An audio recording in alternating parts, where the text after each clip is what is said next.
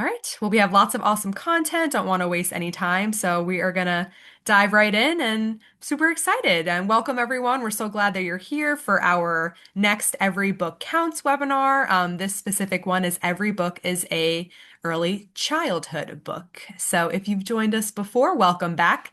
And if you haven't, this is your first time, we're so excited to have you. So you can revisit this session as well as any other past webinars on our site. We archive everything, and I'll be sure to include the link in the chat for everything as we go on tonight. Tonight or today's session is focused on shared book reading, one of the most powerful ways to build young children's language, vocabulary, and comprehension skills. So today we'll explore evidence-based strategies that make shared reading more interactive, intentional, and inclusive, along with practical ways to boost engagement, encourage rich talk, and support early literacy development. We'll also get to discuss how to select a variety of books across genres, cultures, and topics to strengthen these shared reading experiences and help all children see themselves in the stories that they hear. And especially excited tonight because we have a read aloud that we will be able to read a story and practice some of these strategies tonight. So feel free to enjoy. If you have any kiddos around you that would love to hear a read a lot of the story, feel free to drag them in and for that portion. But super excited for all of the content for tonight. And if you're new, we are Reading is Fundamental, the nation's largest children's literacy nonprofit. Our mission is to inspire the joy of reading and ensure every child has the opportunities and resources to become a lifelong reader. And these free webinars are a part of our ongoing commitment to supporting educators and families with the practical tools and strategies they need to bring literacy to life. Tonight, we're thrilled to be joined by Jill Pentimonti, Associate Research Professor, oh my gosh, it's been a long day, y'all, in the Institute for Educational Initiatives and the Executive Director of Research Advancement at the University of Notre Dame, where she also leads the Early Learning Foundations, or ELF Lab. Her work focuses on language, literacy, and learning in the preschool and early elementary years. Dr. Pentimonti's research centers on supporting young children's language and literacy development, particularly for those at risk with reading difficulties. She has led multiple large-scale federally funded studies examining classroom practices, instructional supports, and interventions that strengthen early learning.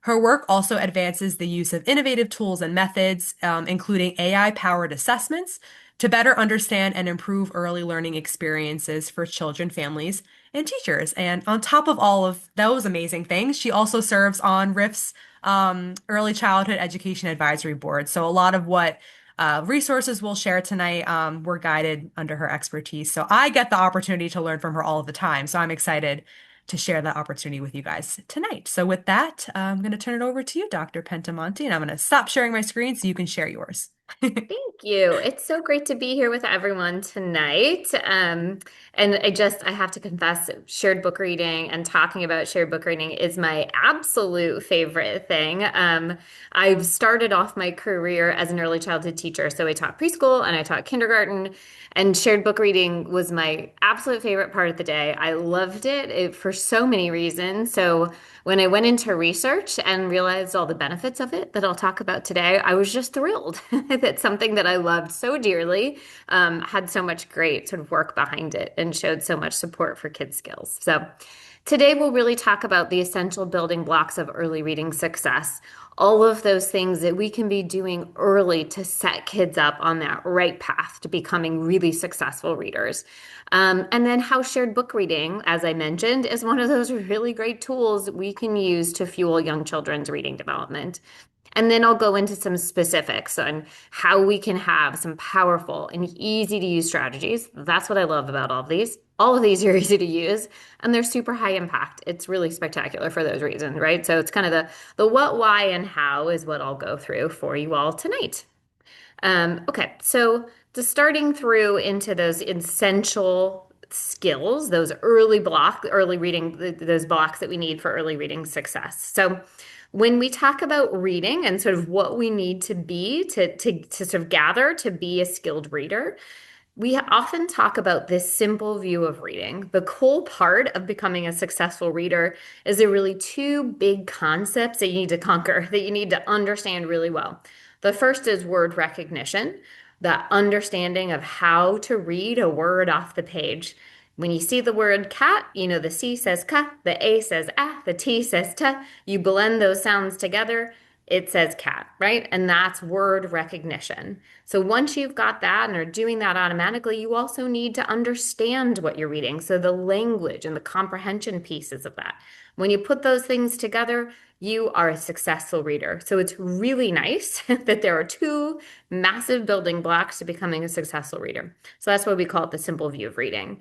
There is a however to this, right?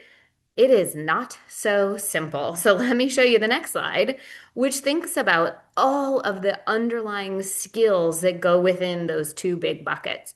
Right? When I just talked about how to read the word cat off that page, you needed to know what those letter names were. You needed to know those letter sounds. You needed to understand how to blend them just in your sort of listening and the sound elements of that. That's called phonological awareness. You can't decode or read that word until you do that. And there's some words like the and was that we see a lot and are very irregular. You just need to know by sight.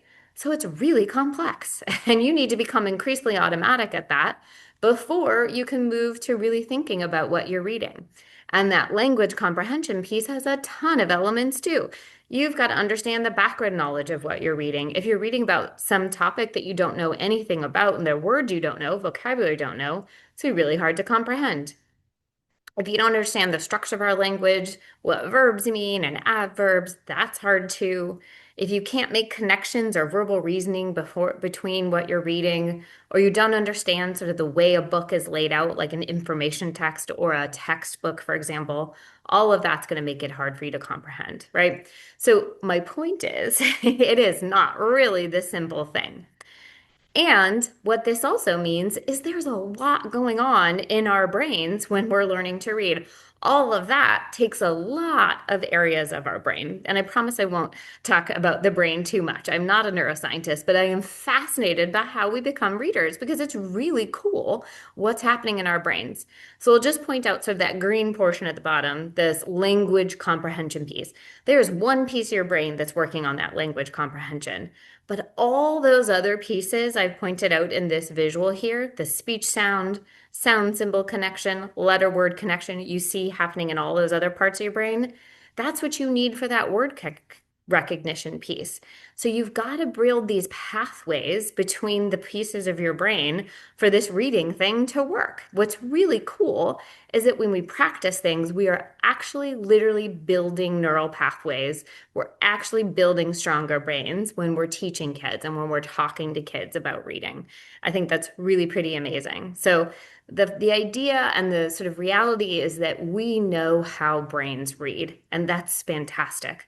So we also know how to teach in a way that actually changes and builds brain activity. Our brains actually change when we learn to read, which is great. However, to do that, to strengthen those neural pathways, you can't just be surrounded by things, right? We need deliberate practice and we need instruction in really key skills that we know are building those pathways, right? The next set of good news, not only sort of understanding how our brain works, but we also know from decades of research those skills that we can be working on early. And by early, I mean in pre-K, in K, to really set kids up to be successful readers. And you'll see these things again, print knowledge, phonological awareness, oral language. We know that when kids have those things down, they enter, formal reading instruction with those things solid in their brains, they become successful readers. And the cool thing is we see this in what I just talked about and how we know we learn to read. Oral language, phonological awareness, understanding those sounds of language and being able to blend, and print knowledge, right? Understanding the sounds, that the names of letters and the sounds they make. So all really coming together so that we know what it is we need to be working on with kids to have them be successful readers. So what's a good way to do this? The good news is shared book reading is a spectacular way to support these pre-reading skills.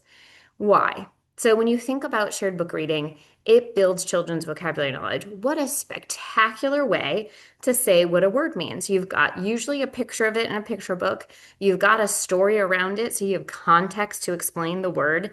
This is a fantastic way to talk about vocabulary knowledge.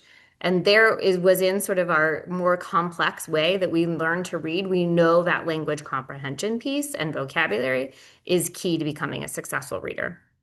Understanding narrative sequences, again, part of this language comprehension. The concept of before, during, and after can be really abstract. We can't show you sort of a visual of that, right? It's not an item. So it's abstract. But when you're reading a story and you talk about what happened before, during, and after this whole really cool story that the kid has just been read, you get that concept. It's a great way to build that piece of comprehension. And here we go with this phonological awareness I said was another key piece of it. It exposes children to rhyme and other interesting sound patterns. I bet we can all think of about a million children's books that rhyme. A ton of them rhyme, and that gets kids listening to the sounds of language, which then help them do things like blend sounds when they're reading a word. All of that is very related and a great way to practice it in a really fun way for kids.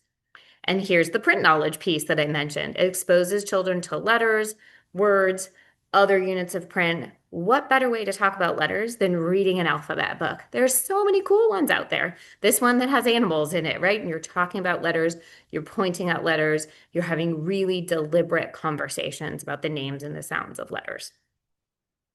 The other piece of reading books is the content of them can be so rich and beautiful. Teaching children about the world they live in. I have this book, I Stink on it, because when I was teaching preschool, it was one of my kids' favorite books.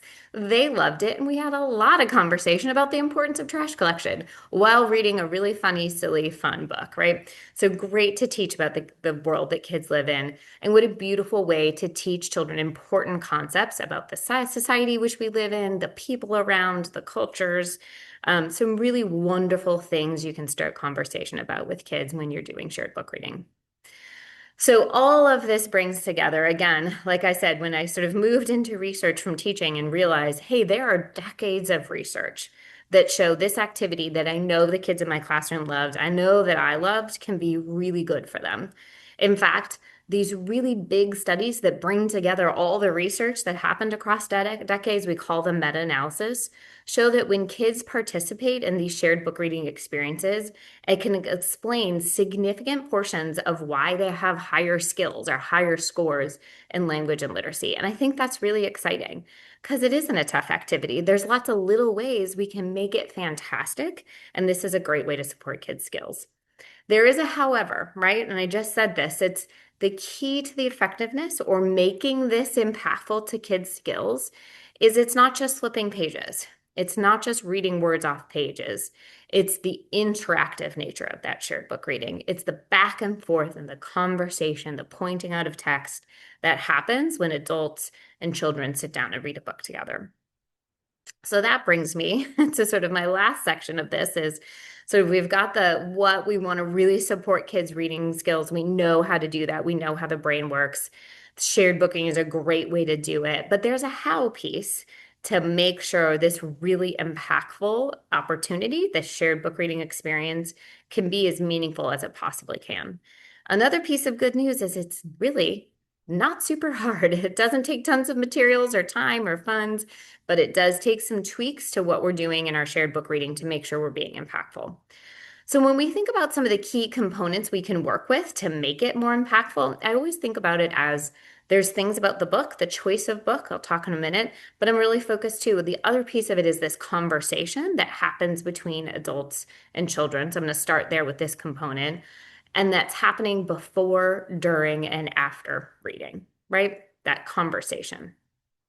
So, what I love about this is, first of all, we have an amazing guide from Reading is Fundamental that does just that, takes a book and shows you some really cool ideas of things you could say before, during, and after a read aloud. And so I always like to think about it in this way. Before the book, what you're going to want to do is draw children's attention to the title. Great way to point out print, talk about the letters in the title, talk about the sounds that they make. And then the comprehension piece, help get them excited about the book. Ask them what they think it's going to be about. Ask them what they know about that topic. Build that background knowledge. One of those things I was saying is really important to listening comprehension or language comprehension. During, it is a fantastic time to ask questions about what you're reading, checking for understanding, giving explanations, posing questions to get kids using their language. The best way to build language in kids is to have them use it and practice it, right? Encourage their responses, retelling what they're happening, making predictions, and just getting that sort of ability for them to think, I have contributions I want to make while we're reading this book. I'm going to talk about it, right? Getting that in their head. Is that the way we read books together? We talk about them. And then after you can pose prompts, ask questions to support any new vocabulary learned. Recall any of those facts. Build that listening and language comprehension.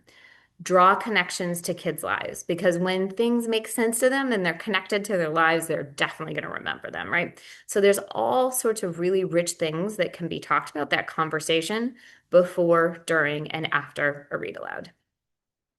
So I just wanted to show a few examples in each of those sort of three key areas I said was really important for reading development and show you some example prompts just to give an example of like how easy this is, right? These are tweaks and just making sure you're asking some really good connection questions. So this first one in building language, I said open-ended questions. And the reason we like open-ended questions so much is because open-ended questions are the ones you can't answer in one word. It's not a yes or a no. You've really got to think and you've really got to use language. And again, kids using more language, practicing that is really what's going to build that muscle and build that skill, right? So a question is, why do you think the turtle tucked his head in his shell? You can't answer that in one word. You got to think about it and use some language. What do you think is going to happen next? Books are the perfect place to get predictions out of kids, right? And then, like I mentioned, building vocabulary, right? These are such books, and shared book reading is such a good way to point out a new word and then use it right away and show why understanding and knowing the meaning of that word is important, right? Because you want to understand what's happening in the story, you better learn that new word, right? That building of vocabulary. And I always like thinking about sort of what would be a good child-friendly definition to words. I have to do some thinking about that before I read. Sometimes I pick up some vocabulary books. We'll talk about that, or words. I'll talk about that in a minute. But for example, in The Very Hungry Caterpillar, great way to talk about a cocoon.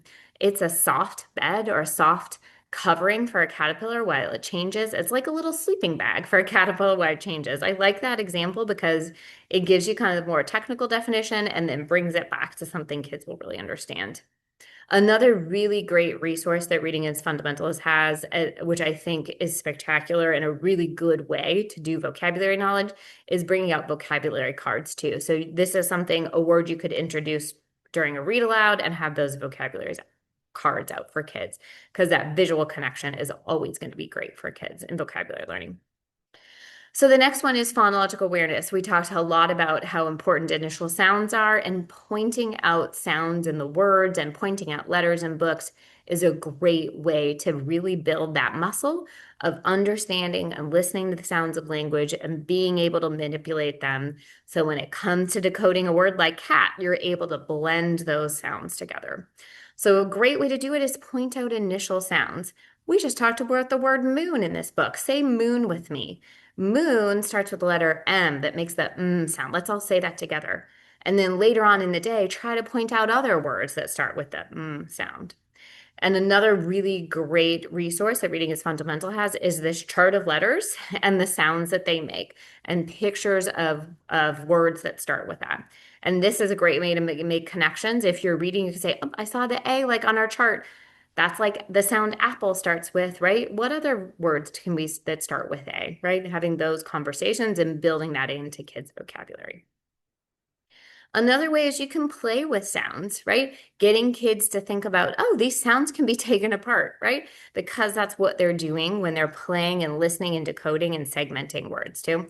So taking this word says box, take a part of the word away.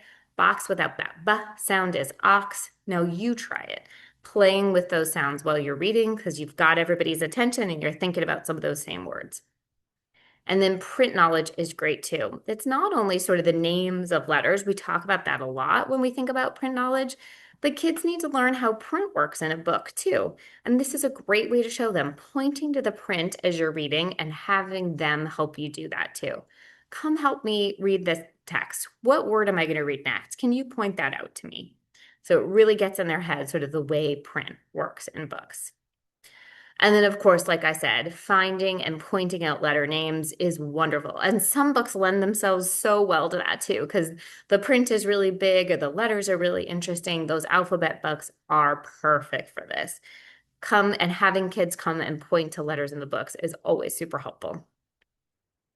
So when I'm thinking about this, I think about a lot of little organizational tips. There's so much that can be done.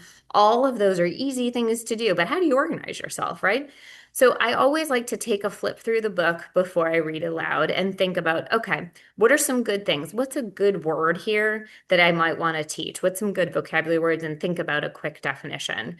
Or this has got some really cool letters in it. The text is very cool. I'm going to start to point out some of that. Or there's some rhyming words, let's talk about that. Or there's some alliteration, meaning there's a lot of words that start with the same sound. I can really focus on that. Think about that and do a little planning. Doesn't have to take a ton of time, but a little planning, right? Choose those times that you're going to do that. And obviously, you don't want to ask too many questions so you're not getting the story out, but sort of balance that and think through it.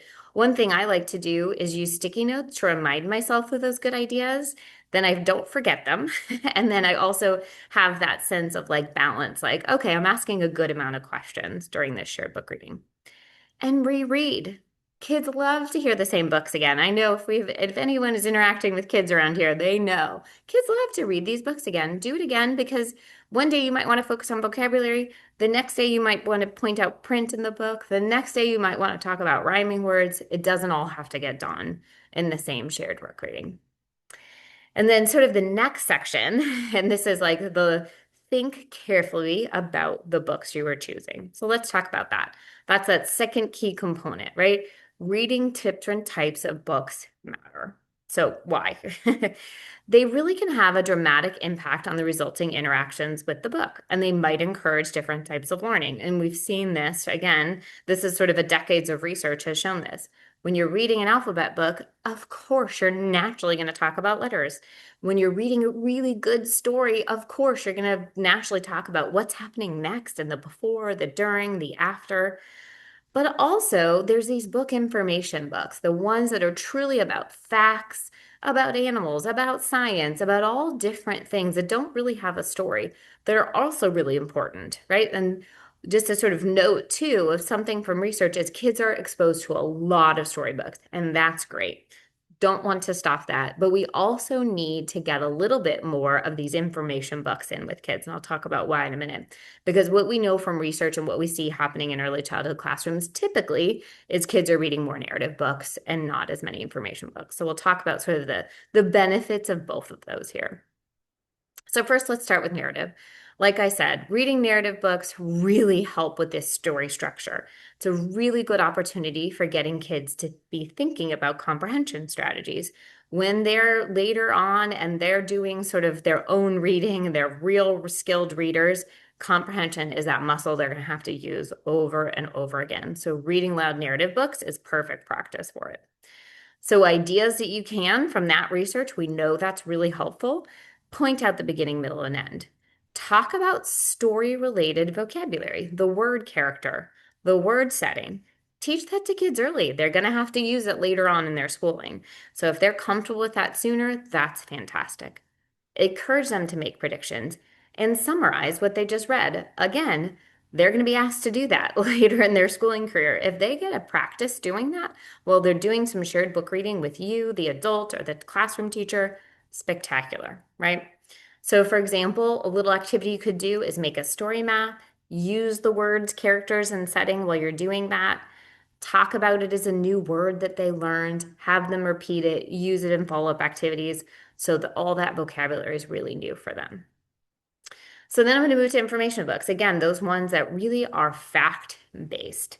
Exposure to them A lot of really cool vocabulary, lots of technical vocabulary that kids love to learn, especially if it's a topic they're super interested in, like dinosaurs, right? Content area knowledge, they're learning new things as they're reading. Again, if this is an area of interest, they're going to soak that up. And then something I think is really important, I like to call text structure knowledge, which is that information books don't look like storybooks. They actually look different, right? Because often they have things like real pictures with labels on them, or bolded words, right? Or tables of content, or indexes. And you know what else looks like that? Your textbooks, right? And so when you are that skilled reader or third and fourth grade and you get to a textbook, none of that text structure will look different to you. You know that. You've been exposed to it when you've done shared book reading in your early childhood classroom and you feel really comfortable with that structure. That's just going to help with comprehension too. And of course, reading interest and engagement in topic is definitely a thing with these information books. We can definitely capture kids' interest when we read different books about different topics. So some ideas about that research about what we know is really important about these information books. You can provide content related vocab instruction. You can activate sort of the knowledge they know about that. What do you know about dinosaurs, right? What do you want to know? That's what scientists do, right? And like having those conversations about that content and then revisiting that content after you've read. And then obviously choosing books that are really interesting to your class are definitely going to help you with this. So, some ideas taking out those books and showing them the really cool text features. Why is there this table of contents here? Oh, I see on page 4, it talks about pterodactyls. Let's go to page 4, right? Show them what that looks like, why there's an index, why there are picture labels. And the nice thing about information books, some of them have a lot of words, right? And I think that's why it's kind of hard to think about it as a shared book reading experience. But you don't have to read every single page because it's not a story with a before, during, and after, right? You can read just a couple of pages. Have kids choose from the table of contents what pages you're going to read. Show them that these books are different. And you don't have to spend 45 minutes, which is impossible to get kids of this age sitting down for that long, right?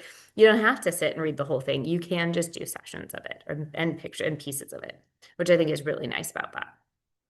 Okay, so given that I've just talked about the importance of different types of books and how it's really important to be thinking about having these different types of books in the classroom, I wanted to share a read aloud, and I'll stop sharing in a minute and just show my screen of what I think is a really good information book, especially for an early childhood classroom.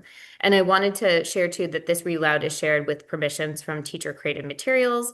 I want to say a huge thank you for giving us the rights to feature this book. I really like these books because they've got real pictures. You can talk about real facts that are happening.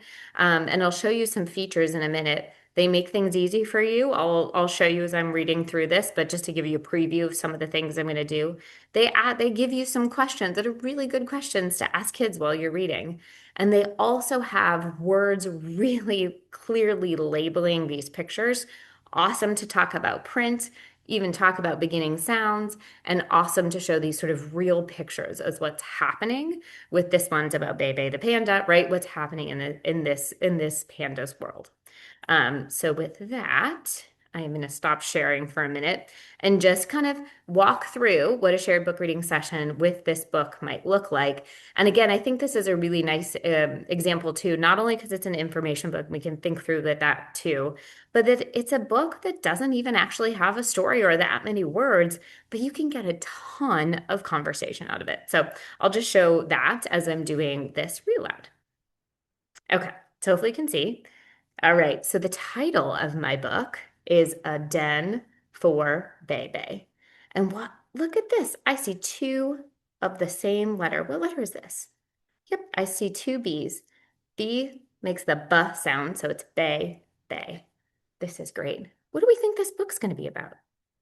Yeah, I bet it's a panda. What do you think he's eating? Okay, should we find out a little bit more about Bei Bei, the panda? All right, okay. So this is his den where he lives.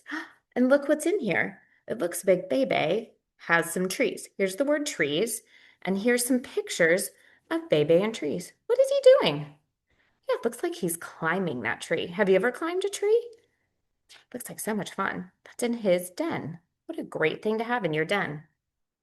Oh, and here's the word hammock. Here's the hammock. A hammock is like a bed. Baby sleeps on a hammock. What's cool about hammocks is they're usually outside and they are hung from trees. Has anyone been in a hammock? Does it sound like fun to sleep in a hammock? I bet it would be really comfy, right? So that's a new word, and that's that word hammock. Let's all say hammock together. Okay. Oh, look, there's some rocks, and there's definitely rocks in Bei Bei's den. Does he look like he's high up? He does. How do you think he got there? Climbing. Have you ever climbed up rocks? Looks like a fun thing to do. And here's grass, and he's got some grass. What if he's munching on that grass? Do you think he's going to eat that grass? What kinds of things do you like to eat? He might have a snack. What's your favorite kind of snack? He might have grass for a snack. And here's a new word too. That word says mural. And here's Bei Bei. He's got a painting. A mural is like a very, very big painting. So that's not a real tree, that's a painting. Looks like Bei Bei has a very big mural. What do you think he's doing in front of his mural? Does it look like he's taking a nap? He's probably pretty tired, taking a nap. And here's snow. Oh my goodness, it must have snowed in Bei Bei's den. I love that word snow. Say snow with me. Snow. Starts with the S or the S sound. Do you know any other words that start with S? And here's a ball. Looks like he's got a ball in here. Wait a minute. There's the lowercase b. Where did we see an uppercase b? Where did we hear that B sound that the B makes? That's right. It was on our title because Bei Bei's name starts with a B. Can somebody come point to a B for me? Can someone point to another B for me? Those are the uppercase B's. All right. Can someone come point to the lowercase b for me? Oh my goodness, lots of B's. Thank you. And here's cameras. There's some cameras watching Bei Bei. You know who those people are watching? It's scientists. And scientists likes to know about the world, so they're learning all about Bei Bei when he's in, so that they can tell us really cool things about pandas. Scientists are great. All right, so now I'm going to read some questions for you. How is Bei Bei's den like it would be in nature, in the real world? Kinds of things. Do you want to turn to the page? Yeah, I bet you that he had trees in his world. And then why are there toys in Bei Bei's den? Why do you think? I bet he likes to play with toys. Do you guys like toys? What's your favorite? Yeah, he had a ball. You like one too? Okay. So that you can just see from even were a book with just a few words, right? It had a ton of things to talk about, a ton to point out, and a ton to point out in regard to sort of those skills we know are most important during a shared book reading, and a lot of good content knowledge too. So, sort of my tips when we think about that component of shared book reading is a balanced diet of books is the best way to go. Make sure you've got both narrative and information books. And here's yet another resource from Reading is Fundamental, a little sort of log of the types of books you're using. You know, remembering what it is that you read, remembering what you liked about it, making sure you've got that really nice, balanced diet of reading. And one more sort of resource, a whole website of really great things and some of the things that I mentioned during this webinar today that you can get on the website at Reading is Fundamental. And with that, I will stop conversation, open to questions, and I've put my email here too. I am always happy, clearly, I am always happy to talk about shared book reading. So thanks for having me here tonight. Oh my gosh, thank you, Jill. I'm copying and pasting your email because I definitely want folks Right. to have it in the chat. And I was just smiling ear to ear. This was so much fun. And it looks like in the chat, toddler approved webinar. So it looks like we had a toddler join us and It's loved it as well. fantastic. I mean, who doesn't love Bei Bei, bro? I mean, what a cute panda. I Fantastic. know. I know. And honestly, I love that you can turn such a simple story into something so engaging and so Mhm. wonderful. Yeah. So it was just a beautiful model. And thank you. Thank you so much for everything as always. You are just such a dear friend to Riff and we appreciate Mhm. you and your support so much. So thank you for your time tonight, Of everyone. course. And Feel free to reach out to either myself or Jill, and we would be happy to answer any questions and be on the lookout for a recording. Share it with all of your friends and colleagues, and toddlers to listen to that read aloud because thank you to our friends at TCM. We get to host that read aloud on our website as well. So come back and check that out. So thanks. Thank you so much, Jill. It was so good to see you and happy Thanks, holidays, everyone. everyone. Take care and see you at the next one. Happy holidays, Bye everyone. bye.